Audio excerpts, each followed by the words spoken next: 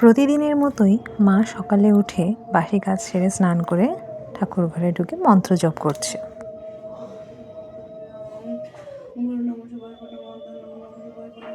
আর আমি কেক আর একটু চুষি পিঠে নিয়ে যাচ্ছি নিচে পিসির কাছে। সঙ্গে আমার হুলো বিড়াল কালীপদ। আগের দিন রাতেই চুষি পিঠেটি বানিয়েছিলাম, কারণ পরের দিন ছিল 25শে ডিসেম্বর।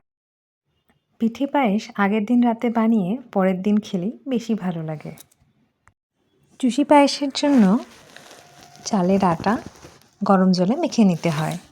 অনেকেই চালের আটা বাড়িতেই বানিয়ে নেয়, আমার মাও তাই করে। আমি শর্টকাটেই কাজ সারলাম। অল্প নুন মেশাতে হবে। এবার গরম জল দিয়ে আটাটা নরম করে মেখে নিতে হবে।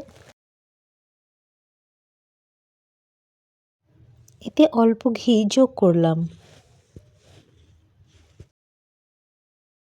আটাটা আরও 2 মিনিটের মতো ভালো করে মেখে নিতে হবে।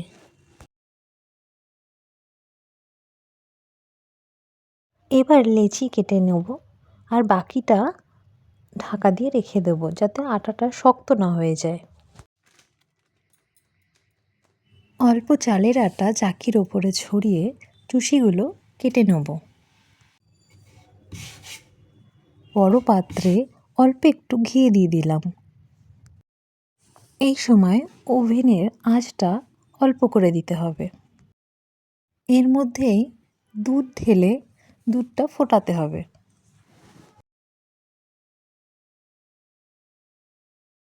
দুটি ছোট এলাচ যোগ করলাম।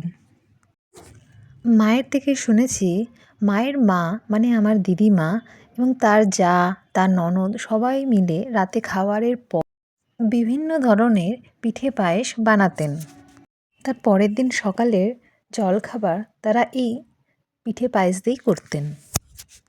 কথা বলতে বলতে কাটা চুষিগুলো আমি সব দুধে যোগ করে দিয়েছি।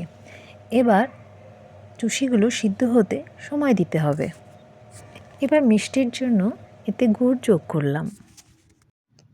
কেউ যদি চায় এতে চিনিও যোগ করতে পারে। চুষি পিঠে আমার রেডি হয়ে গেছে। এবার নামিয়ে ঠান্ডা করে নেব পরের দিনের জন্য। টাটা।